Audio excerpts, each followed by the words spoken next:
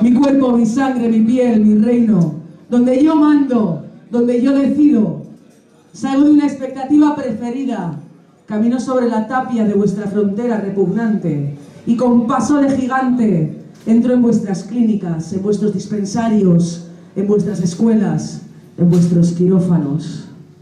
Entro en vuestras bibliotecas y engullo uno a uno todos los manuales que usáis para darle nombre a mis emociones. Mi coño, mi polla, mis orificios todos, mi orgasmo, donde he construido un monumento al placer que siempre está bien lubricado. Entreno hormonas como si fueran soldaditos. Las preparo para atracar vuestros palacios del amor mojigato y rescatar a vuestros cachorros, mutilados en nombre del bienestar. Soy una actriz de vuestro drama y lo he convertido en comedia. Queríais que fuera Caperucita y le cambié el papel al lobo, que también estaba hasta la polla. Atravieso las fronteras de vuestra propia neurosis y me instalo justo ahí donde quiero estar, donde luzco como un molesto insecto mutante al que no podéis matar. Mi cuerpo, mi cuerpo, mi cuerpo, donde yo mando, cabrones. Partiendo por el capítulo 3 de la ciencia sexualis, y partiendo el análisis desde esta visión de que históricamente ha habido dos grandes procedimientos para producir la verdad del sexo. Por un lado, la producción de sociedades como China, Japón, India, Roma, las sociedades musulmanas, que se dotaron de una ars erótica. Esto quiere decir el arte erótico, en donde la verdad es extraída del placer mismo, tomándolo como práctica y recogido como experiencia. Y nuestra civilización, que de acuerdo al análisis de Foucault no posee esta ars erótica, sino que al contrario posee o practica la ciencia sexualis, y desarrolló durante siglos esta ciencia para decir la verdad del sexo. O sea, todos los procedimientos son para eso, pero la ciencia sexualis está basada en la práctica de la confesión. Y para eso, pues, la primera parte de este capítulo habla en profundidad de cómo la confesión fue y pues sigue siendo hasta hoy en día la matriz general que rige la producción del discurso verídico sobre el sexo. Y hay como dos momentos que tienen que ver en primer lugar con el desarrollo posterior al protestantismo, a la contrarreforma, a la pedagogía del siglo XVIII y la medicina del siglo XIX. Son momentos donde la confesión pierde su ubicación como ritual religioso y se difunde utilizándola para explicar o producir una serie de relaciones entre niños y padres, alumnos y pedagogos, enfermos y psiquiatras, delincuentes y expertos. Las formas que fue adquiriendo la confesión a partir de estas relaciones son justamente los interrogatorios, las consultas, los relatos autobiográficos, las cartas. Todos estos materiales fueron consignados, transcritos y reunidos en expedientes publicados y comentados. Y en ese sentido la confesión se abrió a otros dominios, constituyendo también un gran archivo de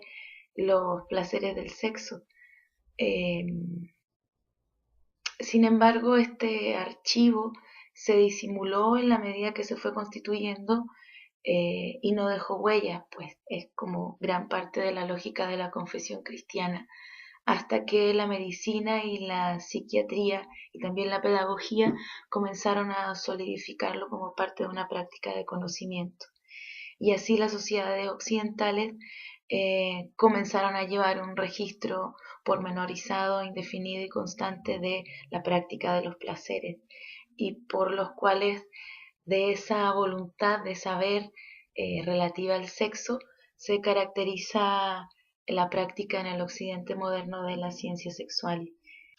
Ahora, en todo caso, todo este como primer análisis tiene que ver con una idea más amplia de Foucault de cómo estructurar la genealogía de un proceso de cómo el dispositivo de la sexualidad funciona, montado a través de la producción del sexo como discurso verdadero. Y este dispositivo atraviesa ampliamente la historia, puesto que conecta esta vieja orden de confesar con los métodos nuevos o modernos y científicos de la escucha clínica. En este sentido, la hipótesis general del trabajo expuesto en el nacimiento de la ciencia sexualis tiene que ver con que la sociedad que se desarrolla a partir del siglo XVIII, en términos de, si quieres, sociedad burguesa, capitalista o industrial, no pone al sexo un rechazo fundamental en su reconocimiento, sino que pone en acción todo un aparato para producir sobre él discursos verdaderos. En un segundo momento, en este capítulo, Foucault aborda la cuestión del poder, y creo que eso es una de las cosas como fundamentales a leer con atención en este capítulo, y tiene que ver con la idea de que el poder, mucho más que un mecanismo negativo o represivo, eh, es un dispositivo. O sea, la idea de dispositivo siempre está presente en términos de invertir la dirección del análisis que se estaba llevando hasta el momento en el contexto del estructuralismo y del marxismo con el que dialoga, o con el que Foucault está situado históricamente, porque él habla que más que de una represión generalizada o de una opresión unidireccional, hay que partir de la idea de estos mecanismos como dispositivos positivos, es decir, productores de saber, multiplicadores de discursos, inductores de placer y generadores de poder. En este sentido, lo que busca Foucault no es una teoría del poder, sino una analítica de él, o una forma posible de analizarlo, y en este sentido ya profundiza en algo muy, ¿cómo decir?, productivo en términos políticos, que tiene que ver con la pregunta de por qué reducir el dispositivo de la sexualidad a la ley de la prohibición. Y en esto es claro en definir que tanto el tema general de que el poder reprime al sexo, como la idea de que hay una ley constitutiva del deseo, se encuentra una misma mecánica de poder, porque se está definiendo al sexo de un modo limitativo. Entonces se pregunta de por qué se acepta tan fácilmente esta concepción jurídica del poder, y por consiguiente la elisión de todo lo que podría constituir su eficacia productiva, su riqueza estratégica y su positividad, es decir, como las formas mismas de su funcionamiento. La idea es justamente preguntarnos por qué reducimos los dispositivos de la dominación nada más al procedimiento de la ley de la prohibición. Y aquí quizás está una de las afirmaciones más potentes del texto, y que tiene que ver con que tal vez habría que pensar por qué el poder es tolerable, a partir de la idea de que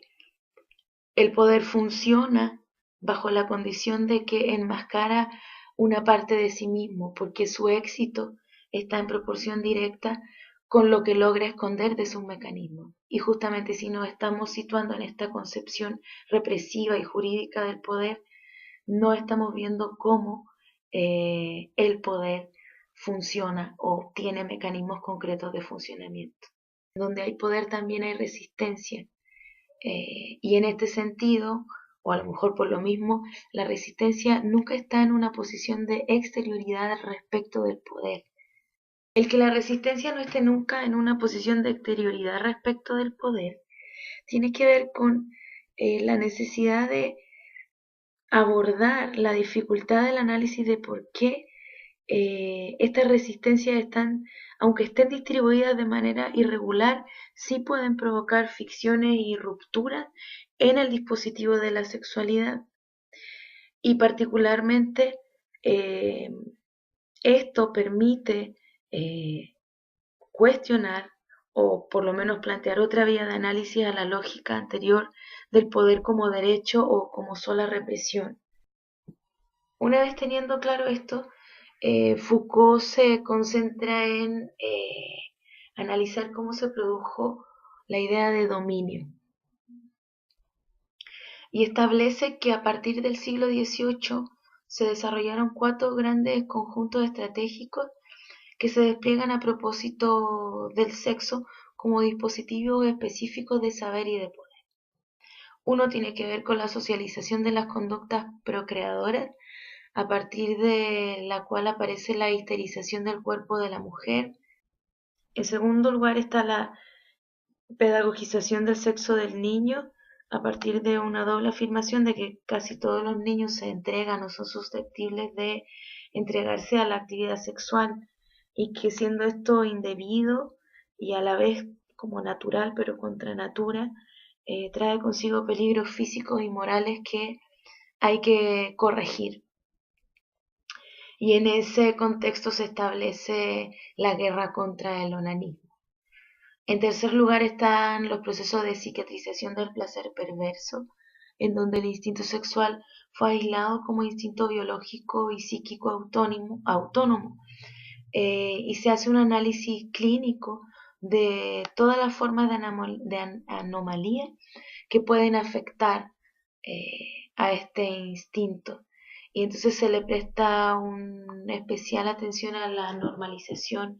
y a la patologización de la conducta entera. Considerando estos 4 procesos, en realidad se trata más bien de, como en términos generales, la propuesta de Foucault aborda la sexualidad no como una especie de naturaleza que el poder intenta reducir o como un dominio que el saber intenta descubrir, sino que la sexualidad es vista como un dispositivo histórico. Y entonces el dominio que trata de analizar Foucault consiste en cómo el dispositivo de la sexualidad se forma y se desarrolla a partir de estas 4 grandes estrategias desplegadas durante el siglo XIX. La sexualización del niño, la histerización de la mujer y la especificación de los perversos, y cómo esto devino en una regulación de las poblaciones. En cuarto lugar, Foucault establece una periodización en la que ya se ve una genealogía de cómo estas técnicas de producción de la verdad fueron mutando y desplazándose, de tal manera que no coinciden con la hipótesis de una gran fase represiva inaugurada durante la Edad Clásica y en vías de concluir lentamente en el siglo XIX, sino que más bien lo que hay es una inventiva constante de métodos y procedimientos que tienen que ver con 2 procedimientos particularmente fecundos en esta proliferación del dispositivo de la sexualidad. Y son particularmente el desarrollo de los procedimientos de dirección y examen de conciencia a comienzos del siglo XVI, y a comienzos del siglo XIX la aparición de las tecnologías médicas del sexo.